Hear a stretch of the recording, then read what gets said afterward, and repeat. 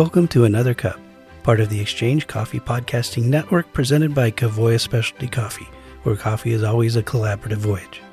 Another Cup is devoted to conversations with suppliers, customers, and all the relationships in between. In episode 10, Kavoya's Managing Director Rob Stephen talks with sales rep Brittany Amell. So Brittany. Yes. Hello. Hi, Rob. How are you? I'm good. How are you? I'm good. So we're here in our Providence office having a week of what I think have been fun meetings. Absolutely. But I'm the one that called them, so maybe I think they're more fun than anybody else. So history will be the judge on that one. But so we're here today to talk about you and get to know you a little bit. I think your clients and your customers know you quite well because you're a relationship builder. But for those who haven't had the pleasure, here to talk about you and your coffee career and what motivates you and drives you and what you think is fun. Cool. So let's start at the beginning. Born and raised. Born and raised. I was born in New York. I moved to New Jersey when I was 2, so I would consider myself raised in Jersey. And yeah, my parents are both Dominican, so big Dominican family. I speak Spanish fluently. It was actually the first language I spoke. I didn't start learning English until, I would say kindergarten, but, my mom spoke English. She came to the United States when she was 15, my dad a little bit earlier, so they both went to high school in New York, so they spoke English to me as well. But my grandma does not speak English, so that was Abuelita, Abuela Dulce, and Abuela Mayra, and Abuela Angela, who is no longer with us. But yeah, it's been a journey. So I'll fast forward a little bit. I went to college in Jersey as well. I went to Montclair State University. I got my degree in business and marketing there. And throughout, while I was in college, I worked at Bloomingdale's. So I was just like regular retail person, cashier, ringing people up, dressing room attendee, things like that. But once I graduated, I was promoted and moved to a different store. So I became a sales supervisor, and that's when the whole sales thing started off for me. And I managed the counter for costume. It was not costume jewelry. They called it fashion jewelry. So nothing fine jewelry. So nothing super expensive. Did they lock it up at night? The fine jewelry stuff, yes, they absolutely did. And the fashion jewelry counter that led to the success was the Alex and Ani bracelets. I don't know if you remember those. Which is a Rhode Island made. It is. Yes. It is. Yeah. Yeah. So I love the connection there. So it came full circle, but it was, they were at the time $28 a piece. And throughout the holiday season, our store, even though the store was like number 18, I think, ranking 18 in that department for those bracelets, we were number 2, second to New York. So it was a big deal. And I had a system, and we had our seasonal hires, so we made it work, so it was great. But I realized that I did not want to be in the retail environment. Mm-hmm. And I had an aha moment one day, which I feel like a lot of people do. And as cheesy as it may sound, I was like, okay, what do I really love? Mm-hmm. And I loved yoga and I loved coffee. So I was like, I won't quit. I need a job, but I won't quit until I find a job that applies to either of these industries because it's where I want to grow. And I looked around and I found I had actually applied and interviewed for 2 positions, one in each industry, ironically. So one it was a yoga company and they were looking for a marketing person. And then the other was for a junior coffee trader at Royal Coffee, New York. So that was my intro to coffee. And I had no coffee experience prior to that. I worked at Panera when I was like 16. So that was that was all I had.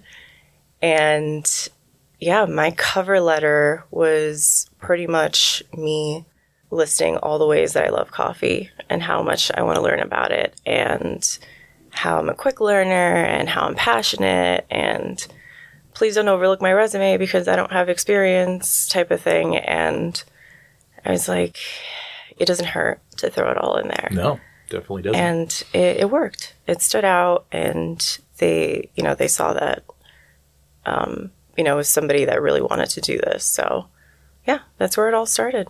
And I haven't left coffee ever since. I worked there for about 5 years.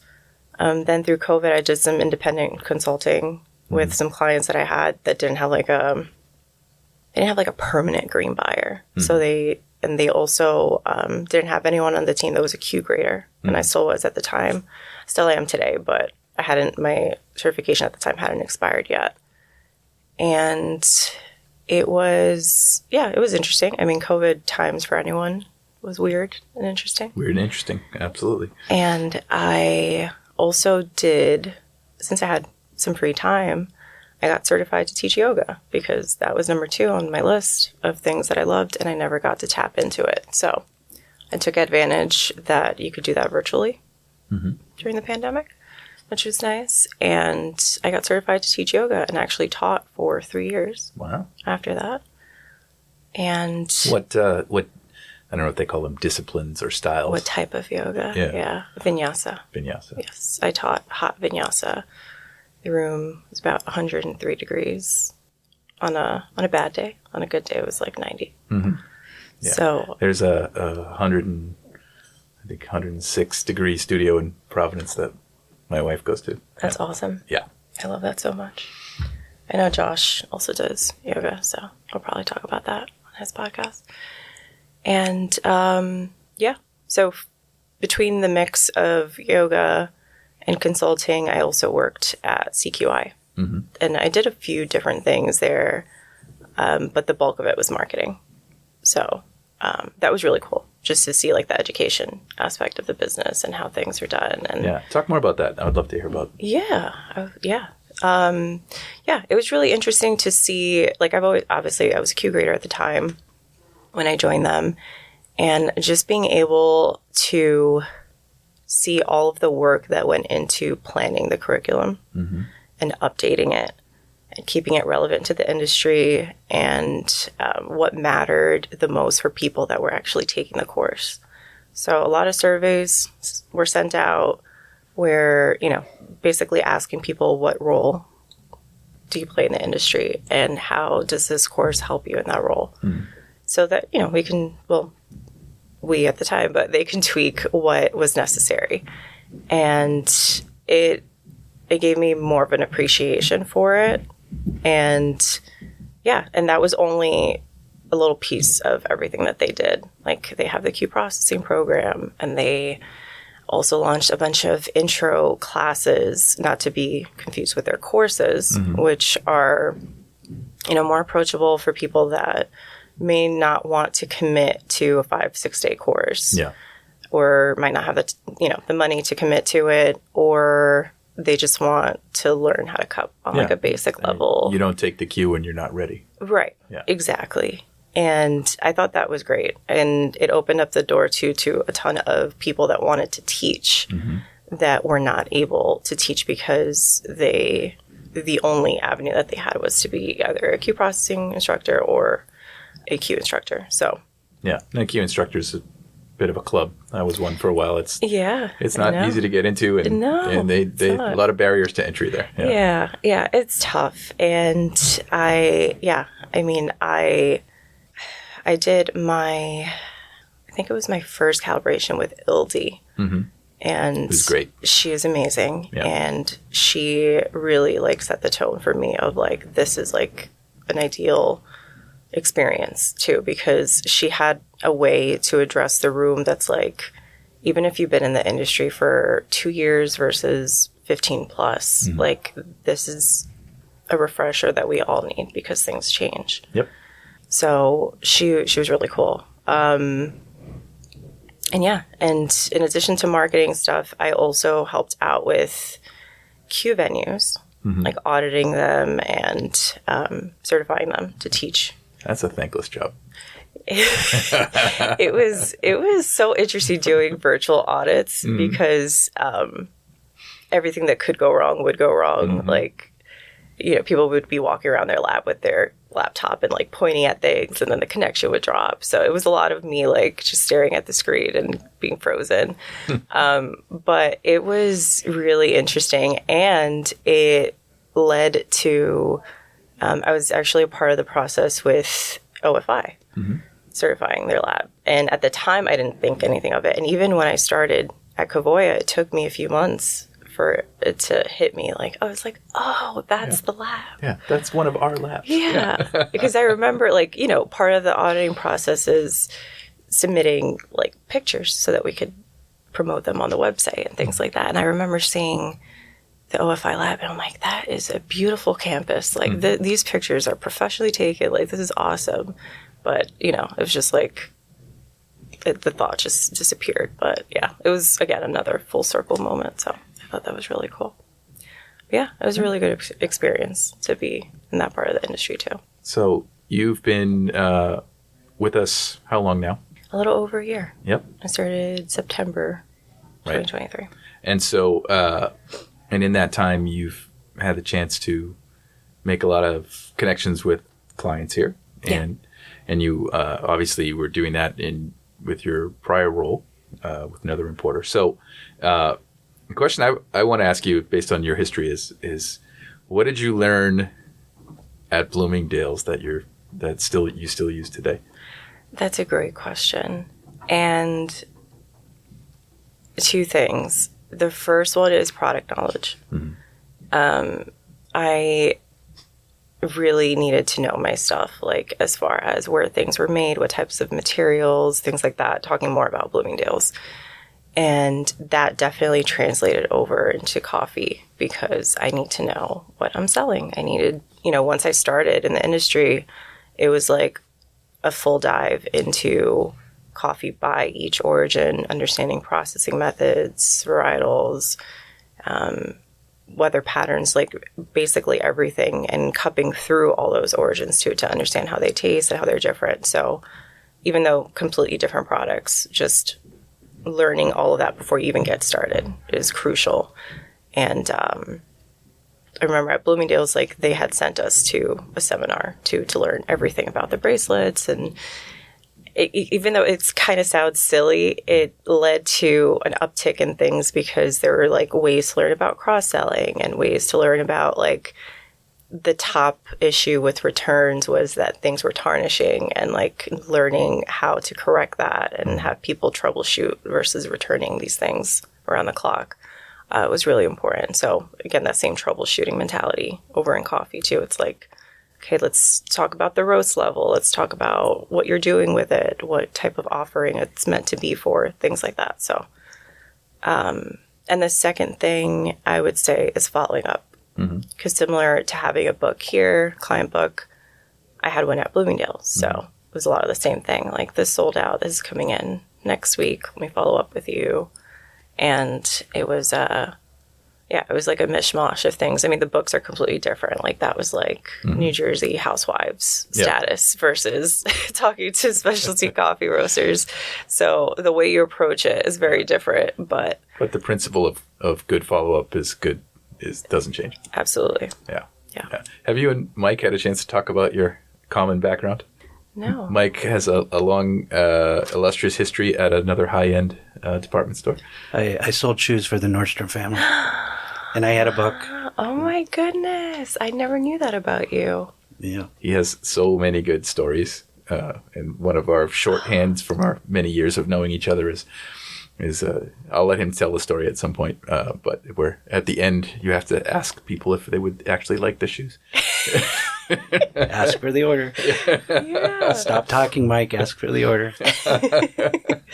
Yeah. The shoe department at Bloomingdale's always looked like something was on fire. Like, there was like always shoes all over, like thrown all over the place. Oh, to be clear, I sold men's shoes. All right, that's a different department. Yeah, that's a different vibe. Yeah, that's Mark Inman coming in to place his monthly order for shoes. Yes, coming in with his suit, sitting down, and just pointing at a shoe. Yeah, I want it. Well, if Mike's the salesperson, they're already all laid out like that. So yes, yeah, I can imagine. So let's see. So we've had a sales summit here for the last couple of days, and sales summit's probably not the right title for it. It's really been just a bunch of us being in the same room and trying to find opportunities to learn from each other. What was your takeaway from the last few days? Well, number one is we have a super talented team. I think that before anyone could ask questions, everyone already had the answers. Like everyone had a game plan for any, issues that they might have. And it was just incredible to see the amount of critical thinking that went into those presentations. And I am just really confident in us as a company, confident in just like the support that we get from management too. Like it just felt wholesome. It felt like we were all, like I was talking to my friends about like ways that we can change something and do better. And yeah, I'm super excited.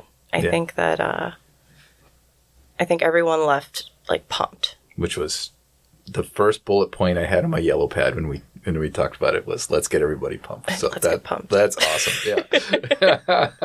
That's great. Yeah. So what do you do for fun? For fun, I like nature. My fiance and I like to go outdoors. It's been a little tricky lately. We've had some wildfire situations in Jersey, but when we have the opportunity, even when we go on vacations, we factor in hiking. I like to try out different places for food. I'm a big foodie. And I love to spend time with my dog, Nala. She is the light of my life. And then I really like going to the movies. Like, I feel like that's something that should never go away, and I hope it never goes away. And like even like during the pandemic when movies would come out on like HBO and we could watch it from the comfort of our home, I'm like, it's not the same. No, I agree with you. I think it's deliciously decadent to go to the movies by yourself. Oh, I've done that. Yeah. Several times. And it's not that I don't want to go with anyone else. It's just an experience of sitting in a movie theater by yourself. It's amazing. Yes. Yeah. And I love when theaters do limited releases of older movies. Mm-hmm.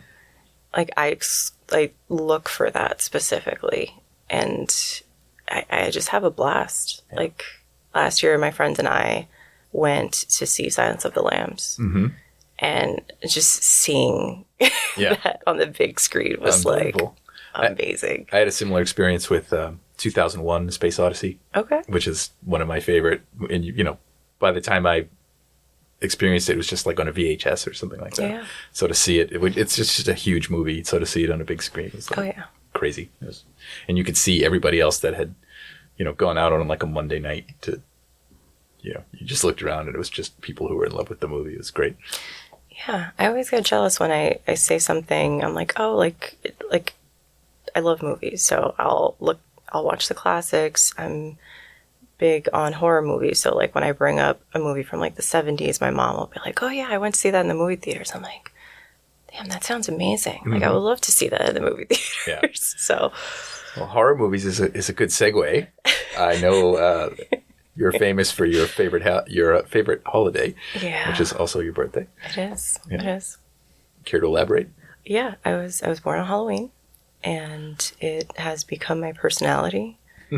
I don't know. It's like a chicken egg situation. I don't know if it would have happened. Halloween. Yes, that is how I define myself. And yeah, ever since I was little, my mom, every birthday party I had was a costume party. So if you go through like all the pictures, my mom always went all out with the decorations. And I mean, I've been a witch. I dream of Jeannie.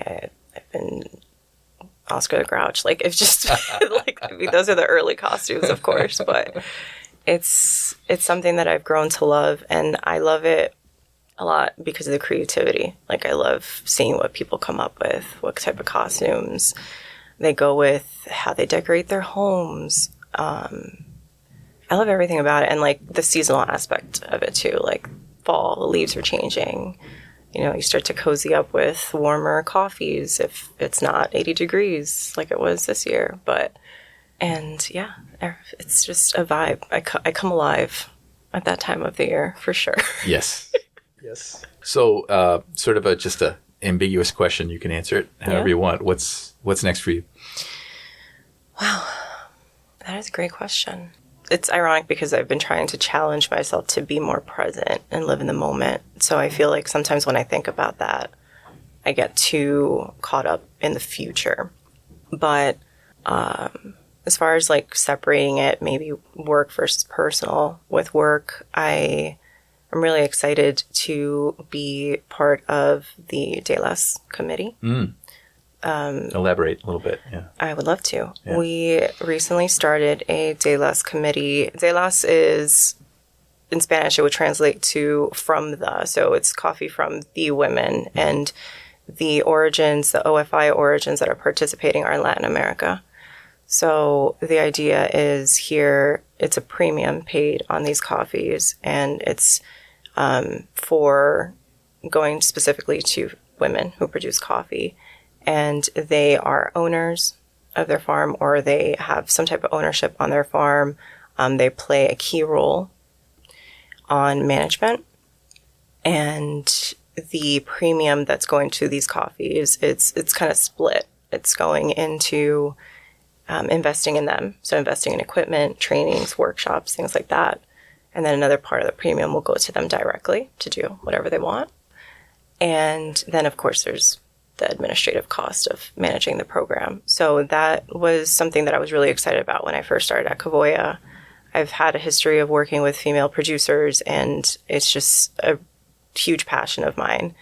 And I saw that we didn't really have as much inventory to support that. And, a lot of it was the program came to a little bit of a halt during COVID. Like, it kind of started and then stopped. So like the momentum kind of slowed down there. So that, it's nobody's fault. It just kind of happened that way. So there wasn't as much coffee available for it.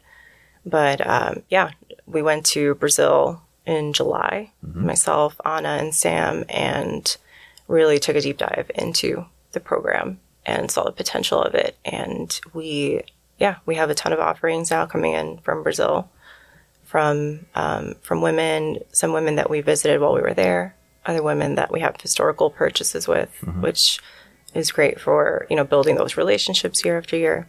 And this year we started that committee, which is focused on, again, streamlining the inventory, really getting the word out, getting people excited about it. And I was elected chair, so I'm super excited for that. That's going to be great. Yeah. I think we're really going to drive that thing forward. Yeah, I'm super excited for it. And in my personal life, I got to plan a wedding. Yeah. At some point. So I got to find time for that. And I think just, keep on keeping on. As she taps her beautiful engagement ring. I'm tapping my ring as we speak. Yeah, I think that I've learned to do things that make me happy and that don't induce anxiety. So if it doesn't feel right, I don't do it. And that's kind of how I live my everyday life and future planning. So that is the spirit I want to take into. So what's next for me is to continue the mental health, physical health, and just keep going forward. I love it. Thank you. Thanks for sitting with me and giving us a chance to get to know you a little bit. It's my pleasure. Thank you for your questions. Doing my best. Talk to you soon. Great job.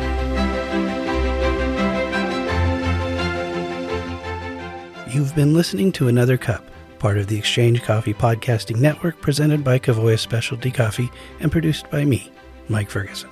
Our free use theme music for this episode is Jewelry Party by Pineapple Music.